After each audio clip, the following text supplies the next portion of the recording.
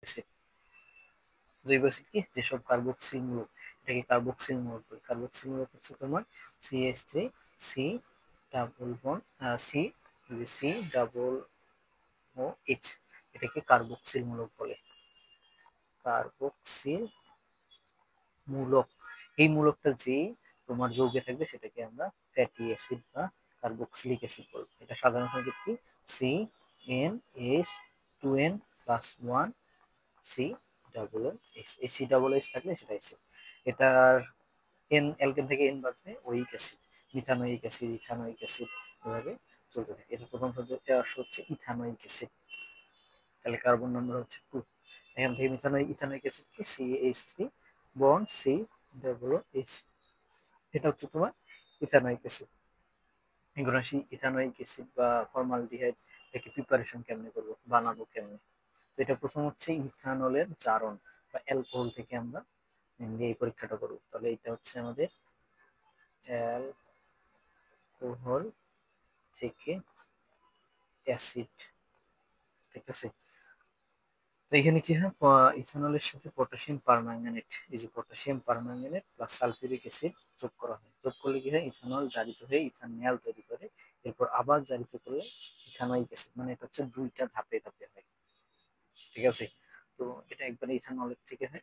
Ethanol হচ্ছে CH3 bond C, আচ্ছা alcohol, যে কোনো একটা অ্যালকোহল, ইথানল অ্যালকোহল, এর সাথে সেটা মিথানল, ইথানল দুই কার্বন লাগবে অ্যাটলিস্ট, CH2OH, এটা হচ্ছে মিথানল। মিথানলের সাথে তুমি যদি জাইমান অক্সিজেন আমরা শিখছি plus potassium permanganate K2Cr2O7 plus হচ্ছে সালফিউরিক অ্যাসিড অ্যাড করো, তাহলে এইখানে জারিত হয়ে আমাদের হবে মিথানোইক অ্যাসিড সি। আচ্ছা আচ্ছা, এটা অ্যালকোহল থেকে আগে মিথানল হবে CHO, ঠিক আছে। এই মিথানলকে আবার মিথানল CH3CHO, এটাকে যদি আবার সেম রিয়াকশনে তুমি অ্যাড করো, same প্রভাবক K2Cr2O7 plus H2SO4 add করো, তাহলে এখন এই অ্যালডিহাইডটা কনভার্ট হয়ে অ্যাসিড হয়ে যাবে, তাহলে সি ডাবল বন্ড এইচ, ঠিক আছে। তাহলে অ্যালকোহল থেকে আমরা অ্যালডিহাইড আমরা শিখছি, ঠিক আছে। এখন আচ্ছা অ্যালকোহল থেকে না, ওটা শিখছিলাম তোমার অ্যালকাইন থেকে, অ্যালকাইন থেকে অ্যালডিহাইড শিখছিলাম। অ্যালকোহল থেকে অ্যালকোহলকে একবার যদি জারণ করো, তাহলে কি হবে, আমরা বলছিলাম সালফিউরিক অ্যাসিড থাকলে পানি বের হয়ে যায়, তো এই যে এক্সট্রা পানি বের হয়ে যায়, পানি বের হয়ে এই পার্টটা এখানে অ্যাড হলে আমার অ্যালডিহাইড হবে। অ্যালডিহাইডকে যদি আবার জারণ করি তাহলে আমাদের অ্যাসিড হবে। অ্যাসিডের এখন রাসায়নিক ধর্ম, অ্যাসিড গুলো মোটামুটি দুর্বল অ্যাসিড হয়। আচ্ছা দেখো, আমরা কিন্তু নরমালি অ্যাসিড খাইতে পারি, আমরা অ্যাসিড খেলে কিন্তু মারা যাবো, ঠিক আছে। কিন্তু যদি আমরা দুর্বল অ্যাসিড খেতে পারি, যেমন হচ্ছে লেবু, লেবু লেবুতে কি থাকে, লেবুতে একটা অ্যাসিড থাকে, যে অ্যাসিডটা খাই তোমার হচ্ছে, লেবুতে একটা অ্যাসিড থাকে, তো এটা খাই আমরা, তাহলে মারা যায় না, আমরা ক্ষতি হয় না। কারণ হইতেছে লেবুতে অনেক দুর্বল মানে অ্যাসিড থাকে, যেটা হইতেছে তোমার জৈব অ্যাসিড বলে, জৈব অ্যাসিড। তাহলে এই জৈব অ্যাসিডটা খাওয়ার ফলে আমাদের কিন্তু তেমন কোনো ক্ষতি হয় না, কারণ এরা হচ্ছে অনেক কম মাত্রায় আয়নিত হয়, ঠিক আছে। অ্যাসিডের ধর্ম কি, অ্যাসিড হচ্ছে আয়নিত হবে, H প্লাস রিলিজ করবে, যেমন হচ্ছে সালফিউরিক অ্যাসিড, Hটা যদি তুমি পানিতে দাও তাহলে এটা আয়নিত হবে, আয়নিত হয়ে দুইটা H প্লাস রিলিজ করবে, প্লাস হচ্ছে SO4 2 মাইনাস আয়নে কনভার্ট হবে। তাহলে এইটা হইতেছে আমাদের আয়নিত হওয়া। ফ্যাটি অ্যাসিড জৈব দ্রবণকে কি করবে, নীল লিটমাসকে লাল করবে। এটা যেহেতু অ্যাসিড, তাহলে অ্যাসিড কি করে, অ্যাসিড নীল লিটমাসকে, নীল লিটমাসকে লাল করে। তো যেহেতু এটা অ্যাসিড, কম মাত্রার হইলেও দুর্বল অ্যাসিড হলো কিন্তু অ্যাসিড, তাহলে এটা অবশ্যই তোমার নীল লিটমাসকে লালে কনভার্ট করবে। এখন আসলে রিয়াকশন, অ্যাসিডের রিয়াকশন ক্ষারের সাথে হয়। তাহলে আমরা কি জানতাম, অ্যাসিড বেস রিয়াকশন করে লবণ ও পানি তৈরি করতে, তাই না। আমরা শিখছিলাম অ্যাসিড প্লাস ক্ষার যদি রিয়াকশন করতো, এটাকে রিয়াকশন করে কি করতো, লবণ ও পানি তৈরি করতো। সেম রিয়াকশন দেখো, এখানে হচ্ছে ইথানোইক অ্যাসিড, এটা হচ্ছে দুর্বল মানের অ্যাসিড, এর সাথে সোডিয়াম হাইড্রোক্সাইড, সোডিয়াম হাইড্রোক্সাইড হচ্ছে একটা ক্ষার বা বেস, তাহলে এই যে সোডিয়াম স্টারনাইট উৎপন্ন করলো, এটা হচ্ছে একটা লবণ এর সাথে পানি অ্যাড হয়েছে। তো রিয়াকশনটা কেমন হয়েছে আমরা এখন একটা দেখি। এটা কি রিয়াকশন বলে? প্রশমন রিয়াকশন করছিলাম না, অ্যাসিড বেস রিয়াকশন করে লবণ ও পানি তৈরি করতে, সেই রিয়াকশনটা। তো এখানে ইথানোয়িক অ্যাসিড, ইথানোয়িক অ্যাসিড কি, C bond C, double bond O, O H, সাথে এখানে হাইড্রোজেন, হাইড্রোজেন, হাইড্রোজেন। এর সাথে যদি আমি সোডিয়াম হাইড্রোক্সাইড দিই, সোডিয়াম হাইড্রোক্সাইডটা ভেঙে যাবে, ডিসোসিয়েট হয়ে সোডিয়াম প্লাস ওএইচ মাইনাসে কনভার্ট হবে। সাথে কি হবে, এখানে এই যে ওএইচ পার্ট আর এই যে একটা এইচ, এরা দুইজন মিলায় তোমার হইতেছে কনভার্ট হয়ে, দেখো এইখানে এরা কনভার্ট হয়ে পানি বানায় ফেলবে, ঠিক আছে? এইচ ওএইচ মিলাই হচ্ছে পানি বানায় ফেলবে।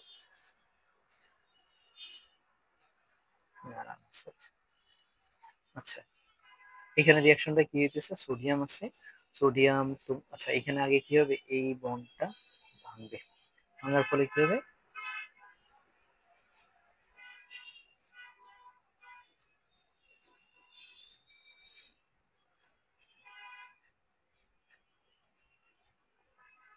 সোডিয়াম ডিসোসিয়েট হয়ে যাবে, সোডিয়াম ডিসোসিয়েট হয়ে সোডিয়াম প্লাস ওএইচ মাইনাসে কনভার্ট হবে, ঠিক আছে? তারপর কি হবে, এইখানে অক্সিজেন আর হাইড্রোজেনের যে বন্ডটা আছে, এই বন্ডটা ভাঙবে, তার সাথে এই ওএইচটা এটাকে নিয়ে যাবে, নিয়ে যায় পানি বানাবে H2O, ঠিক আছে? তাহলে এখানে কি থাকতেছে, একটা অক্সিজেনের একটা ভাঙা হাত থাকতেছে, এই ভাঙা হাতে এই সোডিয়াম বেচারা গিয়ে অ্যাড হবে, ঠিক আছে? তাহলে আলটিমেটলি আমাদের প্রোডাক্ট হইতেছে এইখানে carbon bond carbon, double bond O, bond O, এর সাথে অ্যাড হবে, আচ্ছা এই পাশে থাকতেছে নাইট্রোজেন, আর এখানে তোমার কি আসবে, সোডিয়াম আসলো, আর এরা মিলাই বানাই হলো পানি H2O। এটাকেই আমরা আলটিমেটলি লিখি CH3 bond C double N, এটাই হলো আমাদের সোডিয়াম স্টানয়েড। তাহলে আলটিমেটলি কি হলো, জাস্ট এইখানে এই স্পটটা রিপ্লেস হলো কি দিয়ে, সোডিয়াম দিয়ে, এখানে আসলো এ চলে গেল, আর এই হোয়াইট অক্সাইডের সাথে বন্ড করে এরা পানি বানায় ফেলে, ঠিক আছে? রিয়াকশনটা কিন্তু এটাই। পারবো এটা? আশা করি পারবো। এখন আসো জৈব যৌগের পলিমার। পলিমার বলতে কি বোঝাইতেছে, কোন পদার্থ, ধরো একটা বিল্ডিং, বিল্ডিং বানাইছে, এটা হচ্ছে তোমার একটা বড় বিল্ডিং, তাহলে এই বিল্ডিং এর ছোট ছোট ছোট মতো কি থাকতেছে, অনেকগুলো ইট দিয়ে আমরা একটা বিল্ডিং বানাইতেছি, তাহলে এইটা কি হইতেছে, অনেকগুলো ছোট ছোট ইট, এই ছোট ছোট ইট আরেকটার উপর রাখছি, এমনি ছোট ছোট ইট, এমনি আমার এই বড় বিল্ডিংটা হয়েছে, কনস্ট্রাক্ট হয়েছে, তাই না? তাহলে এখানে একক কি, একক হইতেছে ইট, একক, ইট হইতেছে একক। তাহলে এরকম কি করে, আমরা যখন বৃহত্তম বড় বড় অণুগুলা বানাই, তাহলে কি করে, এখানে ছোট ছোট চেইন আকারে অনেকগুলো পরমাণু থাকে, এরকম ছোট ছোট পরমাণু থেকে একটা বড় পরমাণু বানায়। তাহলে এই যে ছোট ছোট একক পরমাণু, এটাকে মনোমার বলে, মনোমার পরমাণু। আর পুরা যে চেইনটা হলো সেটাকে বলে পলিমার, পলিমার। তাহলে যে রিয়াকশনের মাধ্যমে কোনো পদার্থের অসংখ্য ক্ষুদ্র ক্ষুদ্র কণা পরস্পরের সাথে যুক্ত হয়ে বড় অণু গঠন করে, এই যে বৃহত্তম অণু গঠন করে, সেই রিয়াকশনকে পলিমারকরণ, পলিমারাইজেশন রিয়াকশন বলে। পলিমারাইজেশন রিয়াকশন বিক্রিয়ায় অংশ নেওয়া ক্ষুদ্র পরমাণুকে মনোমার বলে, এই যে ছোট ছোট এই পার্টিকেল গুলোকে আমরা মনোমার বলতেছি। পলিমারকরণ রিয়াকশন দুই টাইপের, একটা হচ্ছে সংযোগ পলিমার, একটা হচ্ছে ঘনীভবন বা কনডেনসেশন পলিমার, ঠিক আছে? তাহলে এই সম্বন্ধে আমরা ডিটেলস জানবো। এখন আসি সংযোগ পলিমার। সংযোগ পলিমার কি, যে পলিমার বিক্রিয়ায় মনোমার অণুগুলো সরাসরি একটার সাথে একটা যুক্ত হইতেছে, তাকে সংযোগ পলিমার বলে। এ ধরনের পলিমারকরণে কোনো অণু অপসারিত হয় না, সবগুলাই রিয়াকশনে কাজ করে। এই রিয়াকশনটা আমরা দেখছি না, পলিথিন বানানোর রিয়াকশনটা, তো এইটাতে কি হইতেছে, CH2 double bond CH2 ethene, ইথিনের এন সংখ্যক অণু, অনেকগুলো মনোমার, আমরা যদি এই প্রভাবকগুলো মেনটেন করি, 100 ডিগ্রি টেম্পারেচার, বায়ুচাপ, তোমার হচ্ছে 200 তাপমাত্রা ডিগ্রি সেলসিয়াস, সামান্য অক্সিজেন দেই, তাহলে কি হবে, এই বন্ডগুলো ভাঙবে, এই মাঝের এই বন্ডটা ভাঙবে, কি হবে, CH2 বন্ড CH2, এরকম মনোমার শুরু হবে, অনেকগুলো মনোমার, এরা পরস্পরের সাথে অ্যাড হবে, CH2 বন্ড CH2, আরেকটার সাথে CH2 বন্ড CH2, এমনি করে অ্যাড হয়ে থাকে, হয়ে হয়ে বড় একটা পলিমার গঠন করবে, সেই পলিমারটার নাম হইতেছে পলিথিন। এটাকে সংযোগ রিয়েকশন বলে। দেখো তো এখানে কি কেউ চলে গেছে, সবাই অ্যাড হয়েছে, ঠিক আছে, তাহলে এই টাইপের পলিমারকে আমরা সংযোগ পলিমার বলবো। এখন আচ্ছা, এই রিয়াকশনটা তো আমরা দেখলাম ওইখানে। এখন দেখ, তারপরে আসি আরো একটা এক্সাম্পল, এটা হচ্ছে প্রোপিন। প্রোপিন কি? Propene CH2 double bond CH bond CH3, ঠিক আছে। তাহলে এটা হচ্ছে এন সংখ্যক থাকলো, এন সংখ্যক। আমরা যদি এই যেটা 180 অ্যাটমোস্ফিয়ার চাপ প্লাস 120 টাইটানিয়াম 120 ডিগ্রি সেলসিয়াসে টাইটানিয়াম ক্লোরাইড প্রভাবকের উপস্থিতিতে দিই, তাহলে এই বন্ডটা ভাঙবে। ভেঙে কি হবে? ওই সেম আগের মতো CH2 bond CH bond CH3, এখানে একটা হাত পাকা থাকতেছে, এইটার অসংখ্য মনোমার তোমার তৈরি হবে। এই মনোমার গুলো পরস্পরের সাথে অ্যাড হবে। তাহলে অ্যাড হইতেছে কি? CH2 বন্ড CH বন্ড, আচ্ছা এই CH3 টাকে নিচে রাখলাম, বন্ড এটা, ঠিক আছে। তাহলে এটাকে আমরা যদি কপি করি, তাহলে এই যে একটা বন্ড, তাহলে আরো একটা কপি করলাম, তাহলে এভাবে এই এক একটা পার্ট হচ্ছে মনোমার এক একটা। এই মনোমার গুলো পরস্পরের সাথে অ্যাড হইতেছে, অ্যাড হয়ে হয়ে আমাদের একটা বিশাল পরমাণু বানাচ্ছে। এইটাকে আমরা বলবো পলিপ্রোপিন, ঠিক আছে। বুঝছি। এখন আসি ভিনাইল ক্লোরাইড থেকে। ভিনাইল কি? আচ্ছা, আগে বুঝতে হবে আমাদের ভিনাইল কি। ভিনাইল হচ্ছে, আচ্ছা দেখো, আমরা অ্যালকেন CH3 এটা থেকে যদি একটা হাইড্রোজেন মাইনাস করতাম তাহলে কি হতো? অ্যালকাইল মূলক হইতো, তাই না? এটাকে এই যে একটা হাত পাকা থাকলে এটাকে অ্যালকাইল মূলক বলতাম। এখন যদি তোমার CH3 ডাবল বন্ডের কোনো কম্পাউন্ড হয়, এই কম্পাউন্ড থেকে যদি একটা হাইড্রোজেন মাইনাস করি, তাহলে CH2 বন্ড, এই যে এইটাকে আমরা তখন ভিনাইল মূলক বলবো, ভিনাইল মূলক, ঠিক আছে।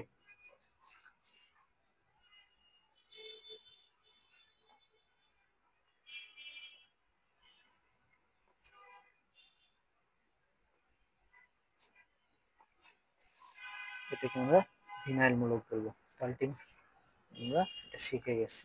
ওকে, এরপর আমরা আসলে রিয়াকশনটা কিভাবে হইতেছে এটাও আমরা জানি। Vinyl CH2 double bond CaCl, ভিনাইলের সাথে ফাঁকা হাতে যদি ক্লোরিনটা অ্যাড হয় প্লাস ক্লোরিন, এটাকে আমরা ভিনাইল ক্লোরাইড বলতেছি। ভিনাইল ক্লোরাইড এন সংখ্যক পরমাণু যদি আমরা অ্যাড করি উচ্চ চাপ, এই যে হাই চাপ, হাই টেম্পারেচার, হাই প্রেসারে যদি জৈব পারঅক্সাইড দিয়ে আমরা রিয়াকশনটা করি, তাহলে এই বন্ডটা আমাদের মাঝের বন্ডটা ভেঙে যাবে। ভেঙে যায় কি হবে? আবার ওই হাত ফাঁকা হচ্ছে, তাহলে CH2 বন্ড CaCl, এই একটা হাত ফাঁকা থাকতেছে।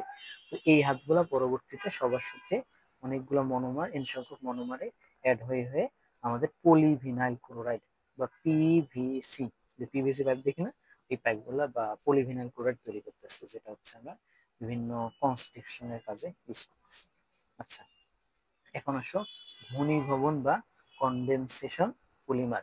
যে পলিমার বিক্রিয়ায় পরমাণুর অণুগুলো, মনোমার অণুগুলো পরস্পরের সাথে যুক্ত হওয়ার সময় ক্ষুদ্র অণু যেমন পানি বা কার্বন ডাইঅক্সাইড ইত্যাদি অপসারণ করে, তাকে আমরা ঘনীভবন পলিমার বলি। যেমন লাইলন 66 টাইটানিয়াম অক্সাইডের উপস্থিতিতে আমাদের লাইলন তৈরি হচ্ছে। আচ্ছা, এখন দেখি কেমন তৈরি হচ্ছে। আচ্ছা, এই যে হেক্সামিথিলিন ডাইএমিন, এটাকে আমরা, এটার সাথে যদি আমরা অ্যাডিপিক অ্যাসিড রিয়াকশন করাই, ঠিক আছে, অ্যাডিপিক অ্যাসিড রিয়াকশন করাই, তাহলে আমাদের এই হচ্ছে লাইলন তৈরি হবে। সাথে দেখো এই যে পানি তৈরি হইতেছে, ঠিক আছে। এই পানি তৈরি হইতেছে, এন সংখ্যক অণু পানি তৈরি হইতেছে, এই জন্য একে কনডেনসেশন বা ঘনীভবন রিয়াকশন বলতেছে। ঠিক আছে, বুঝছে জিনিসটা? আচ্ছা আচ্ছা, প্লাস্টিক, এখন আসি আমরা প্লাস্টিকের সুবিধা এবং অসুবিধা। প্লাস্টিক আমরা কি কি কাজে ইউজ করতে পারি এবং এটা সুবিধা কি অসুবিধা কি। সুবিধা হইতেছে সুবিধাজনক এবং হালকা। এটা হইতেছে আমরা যদি একটা জিনিস লোহার বানাই তো এটা অনেক হেভি হইতেছে, ভারী হইতেছে, কিন্তু আমরা যদি প্লাস্টিকের বানাই জিনিসটা তাহলে অনেক পাতলা হইতেছে, আমাদের আহ এক জায়গা থেকে আরেক জায়গায় সরাইতে অনেক ইজি হইতেছে। এটা বিভিন্ন ধরনের পাত্র, পাইপ, তারপরে প্যাকেট, ক্যাসেট ইত্যাদি তৈরিতে ব্যবহার হয়। ঠিক আছে। তারপরে অপ্রাকৃতিক তন্তুর তুলনায় সহজে টেকসই এবং সহজে নষ্ট হয় না। ঠিক আছে, আমরা অন্যান্য যেগুলো দিয়ে যদি বানাই এগুলো নর্মালি নষ্ট হয়, কিন্তু প্লাস্টিকের আমরা জানি যে গড় আয়ু প্রায় 200 বছরের মতো প্লাস ইয়ার এমন, তো অনেকদিন এটা আমরা ইউজ করতে পারি। এটা এখন অসুবিধা আসো, সুবিধা অনেক দেখলাম, এখন অসুবিধা সব থেকে বড় অসুবিধা হইতেছে এটা পরিবেশের জন্য মারাত্মক ক্ষতি করে। এই যে এত বছর ধরে তুমি যদি এখন পানিতে ফেলাই দাও, এটাকে নষ্ট হইতে বা ডিগ্রেডেশন হইতে তোমার প্রায় 200 বছর লাগতেছে। এটা হচ্ছে পরিবেশের জন্য অনেক ক্ষতিকর, মাটির জন্য ক্ষতিকর। প্লাস্টিক মাটিতে বা পানিতে ফেললে একই রকম থেকে যায়, এই যে বললাম, এবং পরিবেশের ভারসাম্য নষ্ট করে। এটা হচ্ছে ব্যাকটেরিয়া দ্বারা পচনশীল নয়। নর্মালি কি হয়, আমরা কোনো বস্তু যদি ফেলা দিই মাটিতে, অনেকদিন থাকার পর এটা পচে মাটিতে সার হয়ে যায়, মাটির সাথে মিশে যায়, কিন্তু এই প্লাস্টিকটা মিশতে চায় না, যেটা হচ্ছে পরিবেশের জন্য অনেক হার্মফুল একটা ইস্যু। এখন আসি জৈব এবং অজৈব পদার্থের মধ্যে পার্থক্য। ঠিক আছে, জৈব পদার্থ সাধারণত যে সকল পদার্থে যৌগ অবশ্যই কার্বন থাকতে হবে, কার্বন থাকে, তাকে আমরা জৈব যৌগ বলি। ঠিক আছে, কার্বন অবশ্যই থাকতে হবে, তাকে আমরা জৈব যৌগ বলি। জৈব যৌগের বিক্রিয়া হতে হবে অনেক সময়, জৈব যৌগের বিক্রিয়া হতে অনেক সময় লাগে, এরা তো তেমন অ্যাক্টিভ একটা কম্পাউন্ড না, এজন্য কি হয় অনেক বেশি টাইম লাগে এই ধরনের রিয়াকশন গুলো কন্ডাক্ট করতে। ঠিক আছে, জৈব যৌগে সাধারণত সমযোজী বন্ধন থাকে, এতগুলো জায়গায় আমরা দেখছি সবগুলাতেই ম্যাক্সিমাম সমযোজী বন্ধন দিয়ে আবদ্ধ হয়েছে। সমযোজী বন্ধন কি হয়, দুর্বল হয়, যার ফলে সহজে রিয়াকশন করতে চায় না। আচ্ছা, দুর্বল হলে কি হবে? দুর্বল হলে দেখো তো সহজে বন্ডগুলো ব্রেক করবে, আহ, ফলে কি হবে, বন্ধন গুলোর মধ্যে অত বেশি কানেকশন থাকে না, একটা উইক বন্ডেড অবস্থায় থাকে। কারণ অজৈব যৌগ কি, দুই বা ততোধিক, আচ্ছা দু একটি ব্যতিক্রম ছাড়া সকল অজৈব যৌগে কার্বন থাকে না, কার্বন থাকতেছে না নর্মালি, দু একটা এক্সেপশন থাকতে পারে। অজৈব যৌগের বিক্রিয়া হতে সাধারণত অনেক সময় লাগে, এই ধরনের রিয়াকশন হতে অনেক বেশি টাইম লাগে। আচ্ছা, অনেক কম সময় লাগে, সরি সরি, অনেক কম সময় লাগে, কারণ কি এখানে সবগুলা কম্পাউন্ড অনেক অ্যাক্টিভ। এখানে হইতেছে সমযোজী থাকে না, তবে সমযোজী থাকে, তবে আয়নিক কম্পাউন্ড বেশি থাকে। তাইলে আয়নিক কম্পাউন্ড তাইলে কি হইতেছে, সহজে পানিতে ডিসোসিয়েট হইতেছে, বা তোমার যে সলভেন্ট ডিসোসিয়েট হইতেছে দ্রাবকে, তাহলে কি হবে, সহজে আলাদা হয়ে যাবে, রিয়াকশনটা তাড়াতাড়ি হয়ে যাবে। ঠিক আছে, এখন তো আমাদের এই চ্যাপ্টারটা মোটামুটি শেষ।